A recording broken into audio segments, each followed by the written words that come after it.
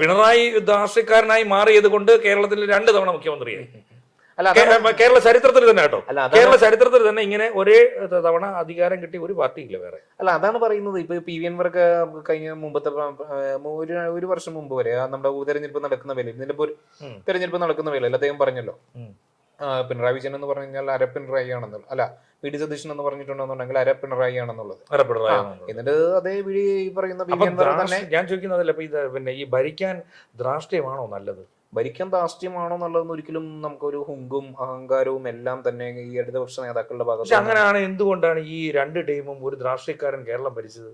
അല്ല അത് പല പശ്ചാത്തലം ഉണ്ടല്ലോ. ഈ പറയുന്ന കോൺഗ്രസ് നിർജീവമാണ്, അതോടൊപ്പം തന്നെ യാതൊരു ശക്തിയും കോൺഗ്രസിന് ഇല്ല, പ്രതിപക്ഷം എന്നുള്ള ഒരു രീതിയിൽ കോൺഗ്രസ് കോൺഗ്രസ്സുകാർ ഉൾക്കൊണ്ടിട്ടുണ്ടോ? അത് ഇപ്പോഴും ഉൾക്കൊണ്ടിട്ടില്ല. അവരെ സംബന്ധിച്ചിടത്തോളം അവര് അപ്പോൾ അവരിപ്പോൾ നടത്തിയ സ്ഥാനാർത്ഥി നിർണയവും ഈ എം പിമാരായിട്ടുള്ള ഏകദേശം ഒരു 4 പേര് കേരളത്തിൽ മത്സരിക്കാൻ വെമ്പൽ കൊണ്ടതും ഒക്കെ എന്തിന്റെ പഠിച്ചത്?